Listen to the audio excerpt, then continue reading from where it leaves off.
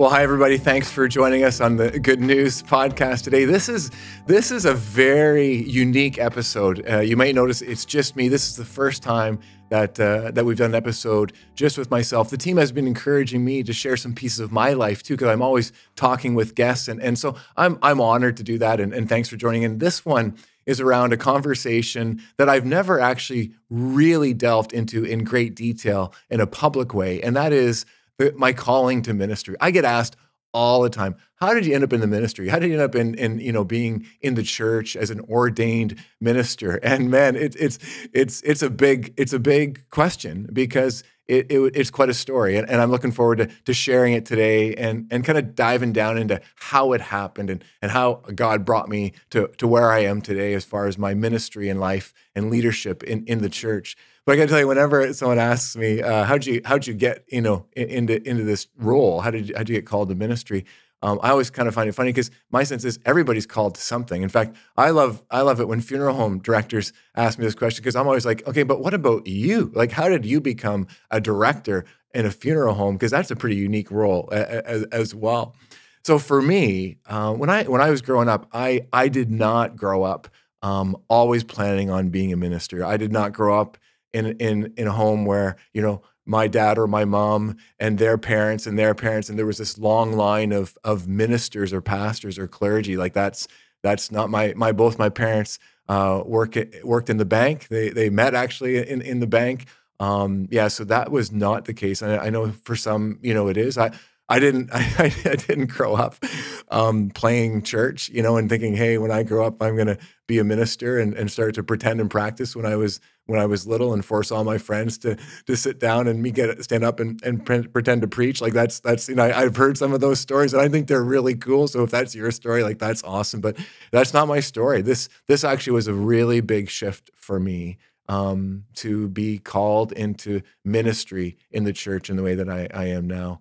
When I was growing up, I was all about sports, and still am. I'm active. I love running and working out and playing sports, and I always have, and I think I probably always will. So that's a huge part of who I am. And growing up, that was what my life was all about. I was all about sports. And even when I look back, when I think about it, I wasn't even really involved in the church a lot. My mom was Catholic and my dad was United, but it wasn't something that we did regularly. I wasn't necessarily in a youth group or these kinds of things. So when I think back, like honestly, it really is amazing. Don't you ever find this happens? Like you wonder, how did I get here? Like how did I get here from there? How did God lead me to where I am today, considering where I came from? This is like, it kind of baffles me. Like, so I'm shaking my head. I still can't believe in some ways that this is what I do, that this is where God has brought me, because this was not the trajectory of my life when I was growing up. And as I look back, I can see where there were things happening that was leading towards this. It's amazing. They say that you have a lot more clarity on your life when you look backwards than when you look forwards. And I don't know if that's true for you, but that's absolutely true for me as I think about it. Yeah, for me, my tie connection to being called to ministry was very much connected to pursuing a relationship with God. There was a sense as I was going through high school that I just really, I had questions about what my life was to be about, my purpose in life. And they were very much tied to, well, who is God? And I had this hunger to get to know who God was. And I started reading the Bible. I remember in high school, and it took a while for me to kind of get into it. I remember reading it at night and falling asleep and realizing, okay, that's not going to work very well for me. That's not the best time for me to try to pick up the Bible and read it. I think like many people, I struggled with some of the stuff I was reading. I didn't really understand it. I wasn't sure what to do with it sometimes. But I think looking back, there was this hunger, there was this desire that was within me to get to know God, to explore. There was a curiosity. I was hungry for God, and that was a huge part. I remember, I was walking one Sunday morning. This is after my parents had been away for the weekend, and my brother and I have got a twin brother, and we'd had a party at our house, on a Saturday night, and I remember there were still people there, just some friends who had stayed overnight and stuff, and they're sleeping, and I left the house, and I'm walking to church on my own, and at this time I'd gone with my mom, I'd gone with my dad sometimes, but to go on my own, like, this was, and I'm walking past the local basketball court, and a couple guys who I play hoops with, they hey Jamie, where are you going? And I turned back and said, I'm going to church. And as I said it out loud, it was like, I'm going to church? Like, what's going on? Like, something's happening here. And so, to look back, there was these kind of moments along the way where I realized, all right, God's up to something here. Something is happening that's bigger than me, if you will. And I think that's a big theme for me being called to ministry, that it in my case anyway, this wasn't necessarily something that I was looking for. It wasn't something that I was planning or attending. This, as I look back, this was something that I really believe God was leading me into in a way that I could never have done on my own. And so, it just sort of, it kept going from there. As I was going through high school, I continued to deepen my desire to know who God was, and I was exploring my faith. I was reading different things. But then I got to tell you, there was a season of great angst. Yeah, I felt like maybe I was being called to ministry, but it wasn't resonating with me at the time. It wasn't making sense to me, to be honest. At this point, really all I knew was the Catholic Church, because my mom was Roman Catholic, and I just remember thinking that I didn't see my life as a Catholic priest. And again, my goodness, so much respect for those that do, and for the Catholic Church. That is not what I'm saying with this conversation, but it just didn't resonate with what I saw for my life. I couldn't see myself in that role, in that kind of way. I always envisioned that I would have a family, and that was a big part of what I saw for my life. And so I remember it was actually really terrible. I would wake up every morning for, I don't know how long it was, but for weeks on end, I would wake up every morning at like 4:30, and I couldn't go back to sleep because my mind was racing with this angst, this it just wasn't making sense that this was what I was feeling called to, and not what I really saw for my life at that time, for sure. So I actually prayed. It was one of the first times I prayed, and I really prayed that God would release me from that, for at least for now, so that I could sleep, to be honest, because yeah, it was really challenging me to live into the day when I hadn't had a good sleep, and I was getting really tired of it. And so I remember just simply praying, God, release me from this for now. And if this is where I'm supposed to be, trust that you'll bring it back in time. And you know what? It was amazing. Like, I don't remember the day it happened, but definitely as I look back, I was released from that for a time, for a few years, from this conversation in some ways. I had just a sense of contentment with being okay with where things were at, and then seeing where my life was going to go. In the meantime, I really felt that going through to teach phys ed was what I was going to do. I loved sports, as I said. I love kids. People would say to me, "Oh, you'd make a great phys ed teacher." So I just said, "Okay, well, I'll teach phys ed. That makes sense, and that's a great career. And so let's go down that path." And so I actually, fast forward through high school to university. I went to kinesiology at Waterloo, and I was tracking to be a phys ed teacher. I went to Queens for my BEd, my Bachelor of Education. And I remember a couple things happened in that year as I got closer to me becoming a phys ed teacher.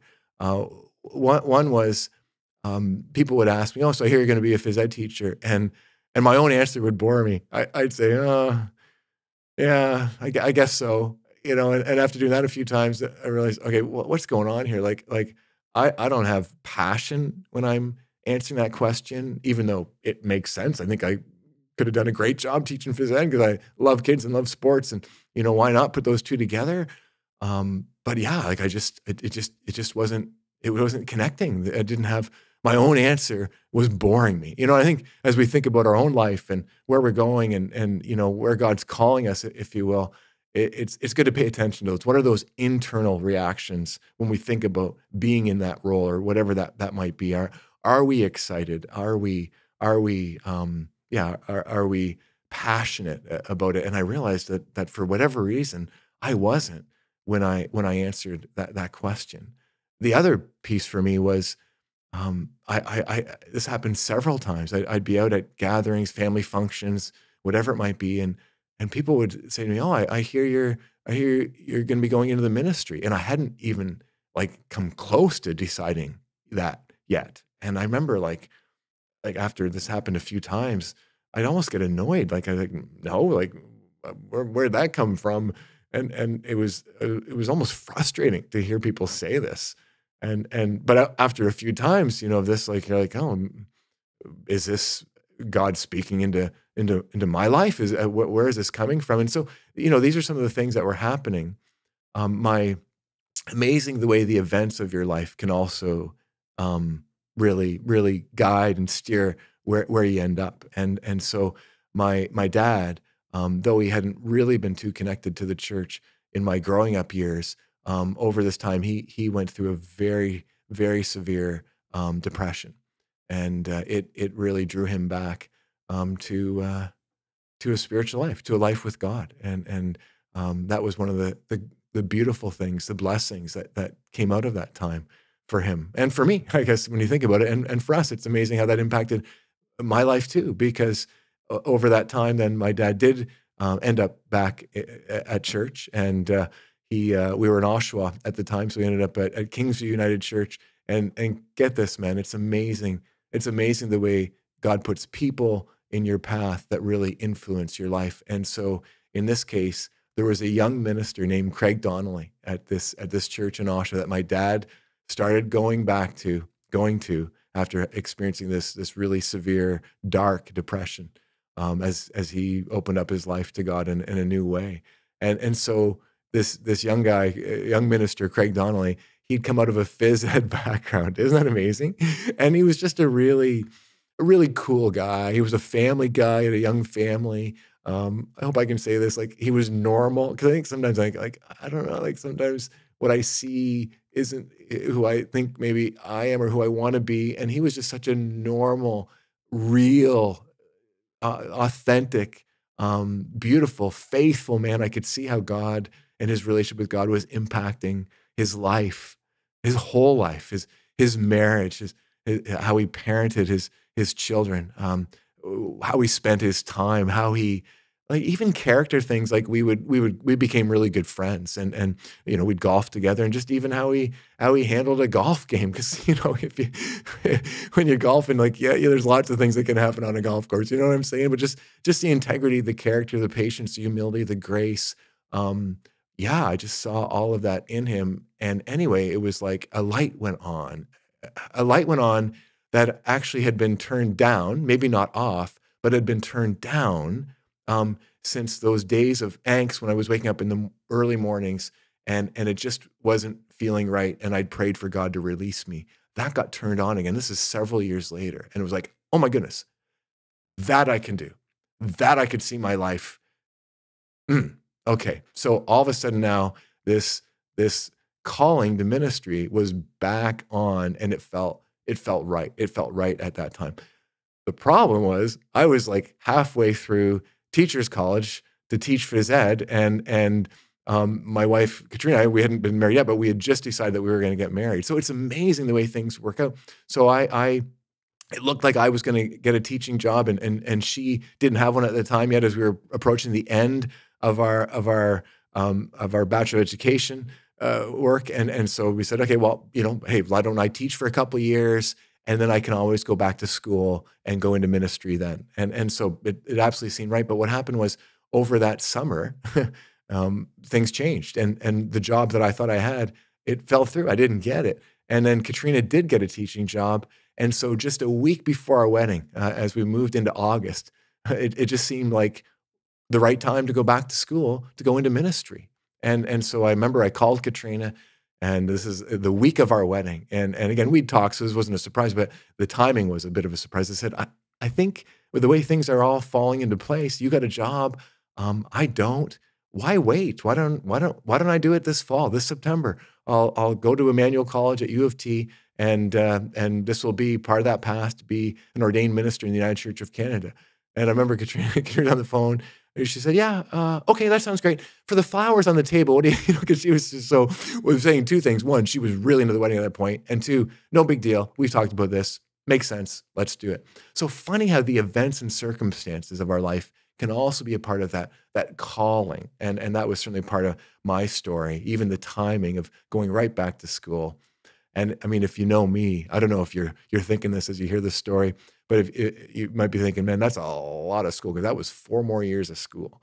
And I am really not a, let's sit in the library and take, I'm a man of action. Let's go.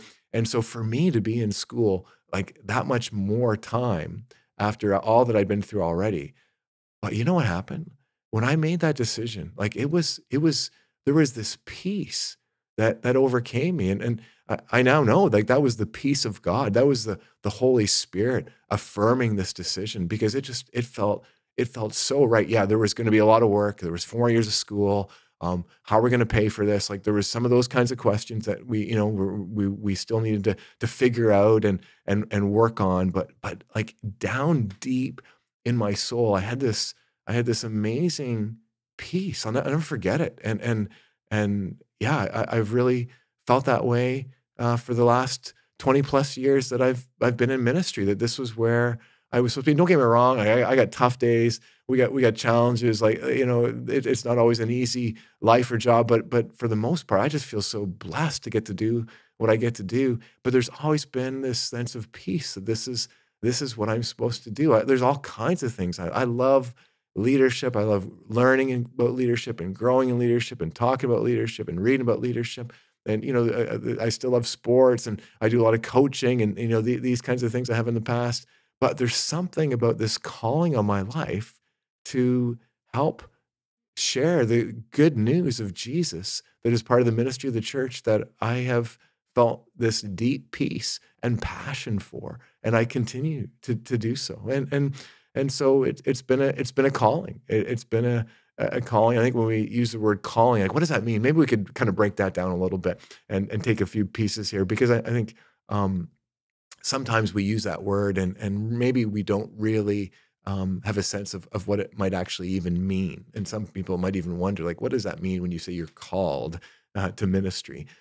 I think it's all of the pieces that I've talked about. There's a sense of people in your life that point you in this direction. There's a sense of peace when you make a decision. There's a sense of, yeah, like it's not like a picking up a phone and being or getting a text that this is what you do, but there's a sense over time that you're being called to whatever that is.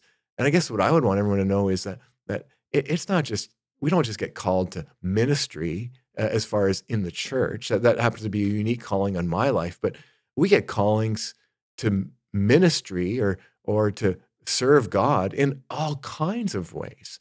When people are teaching, I see like them. This is their calling. That people have been called to be teachers, and they give people a glimpse of God and share their faith simply by the way they teach, and they do it so. I know people who own businesses and the way they lead they've been called to. They've got their own journey that led to that. Maybe starting as young entrepreneurs when they were little, and it just kept kind of growing, and it was a part of who they were, and this was their calling on their life. And so a calling from God isn't my goodness, it's not just within the church. God's doing stuff way beyond the church. We wouldn't want to limit God or a calling on our life to just this. So just want to be really, really clear about that. And some of us, as we hear this today, maybe we're in a season or a chapter where we're not sure what our calling is. And you could hear that in my story. There were times along the way where I really didn't know, and it was frustrating. Like it was that time where I was struggling to sleep because I just so wanted to get a sense of clarity, and I didn't have it.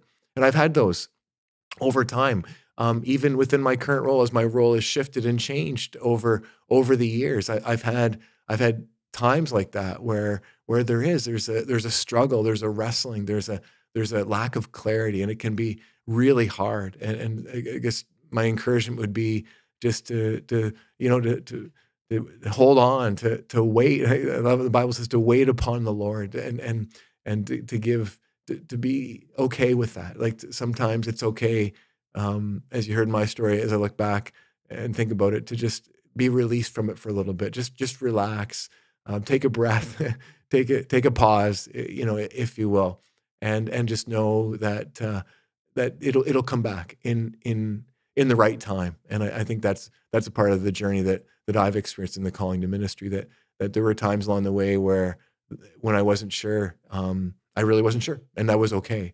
But it became clear over time, and just to trust that again, in the right time, you will know what you're supposed to be doing. And in the meantime, to just enjoy the day, the life that you have, and know that the future, God's got a great calling on your life, and we're never done. I love it. I think of a gentleman who I know, who well into his 90s, in the seniors home where he was living, he was serving people and blessing people, and it was so cool, because it was just so absolutely true that God was still working in his life. He was still being called where he was in that seniors home. So God's never done with us. It doesn't matter what's happened. It doesn't matter where we've been. It doesn't matter how unsure we are. God will make it clear. God has a purpose for each of us, for all of our lives, and it's all different. That's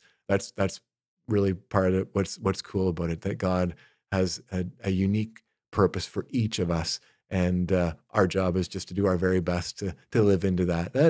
That's really the story around my calling to ministry, and I'm excited for where I am today, and glad to share it with you today. And I know that God's not done, so we'll see what's coming next. But for now, just enjoying each day and what God's calling me to do today. So thanks for tuning in to this special episode.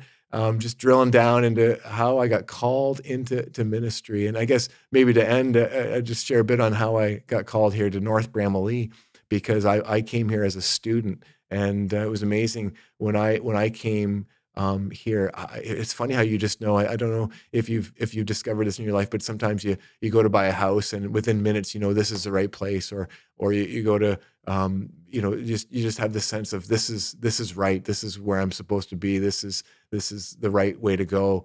And when I came here for the first time for my interview as a student, this was something happened when I walked through the doors. It was amazing. I knew almost immediately that this is where I was supposed to be.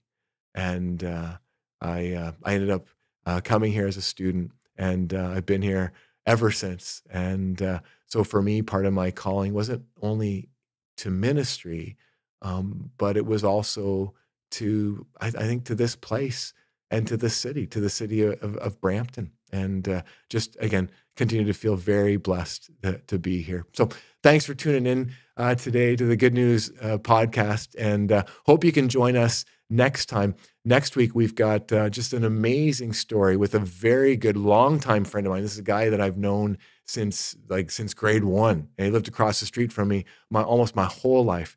And he lives in San Francisco now. His name's Regan Fletcher, and he had a near-death experience several years ago, and he's going to share in great detail what that was like to have actually died and come back to life, and the impact that has had on his life and his beliefs, and how he's living into that these days. So hope you can join us for that. Don't forget to follow us on Instagram, Good News with Jamie Holtum. Again, thanks for joining us on the Good News podcast, for tuning in today.